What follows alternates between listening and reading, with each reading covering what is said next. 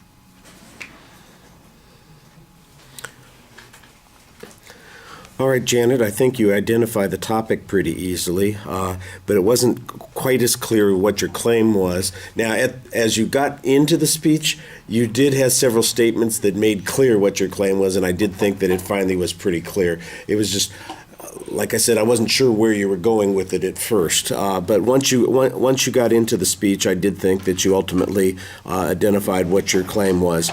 I thought you had a great piece of testimony evidence to talk about why this was important. There was some statistical information based on the sales at Costco, so that worked pretty well also. You gave us a source citation for the quote early on, and I thought that was impressive. The Costco sales numbers, I don't know where they came from. Hang on. And at the end of the speech, we have a postscript, one of those PS kind of things. You're done, and then you come back and plug something in, and that source citation, I don't know what information that was identifying. I know it wasn't the quote, and it might have been the sales for Costco, for instance, but there was a whole bunch of other descriptive information there. If that's descriptive information about, let's say, somebody's review of what was going on there, then I think you need to present that as the example or as a piece of testimony and tell us that. Otherwise, it just sounds like it's your assessment of what's going on there. And you always want to try and keep the source citations close to the information that you're presenting. You heard how awkward it was when you were done, and then you had to, and you're throwing in this other thing, and people are kind of unsure. Well, wait a second. Well, do I plot again? No, it's just kind of awkward there. On your presentation, I think you're very fluent when you're speaking. It goes smoothly through the presentation, but you do need to work on projecting your voice a little bit. It's tough for me to be saying that today since my voice is a little screwy. But yeah, you need to get out a little bit. I do think that it doesn't sound like your voice is shy or anything because you do speak, like I said, very fluently, I just think it needs a little bit more projection. And then early on, I noticed that you had your arms crossed a little awkwardly, and that looks kind of defensive. You want to get the pen out of your hand. You don't need a baton. You're not leading the band while you're giving a speech, that kind of stuff. Little things like that. All right.